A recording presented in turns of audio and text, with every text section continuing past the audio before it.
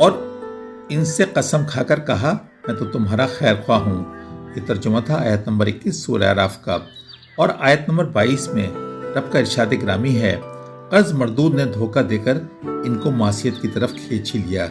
जब उन्होंने इस दरख्त के फल को खा लिया तो इन पर इनकी सतर की चीजें खुल गईं और वो बहिश्त के दरख्त के पत्तों को तोड़कर अपने ऊपर चिपकाने लगे और सतर छुपाने लगे।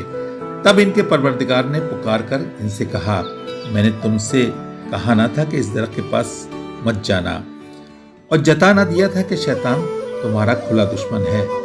शैतान के चाल बड़े हसीन और दिलफरेब होते हैं। जैसा कि हमारे मामूलात ज़िंदगी में भी इसका मुशाहिदा बार बार होता है, जिससे बचने के लिए हर वक्त चौकन्ना रहना ज़रूरी है।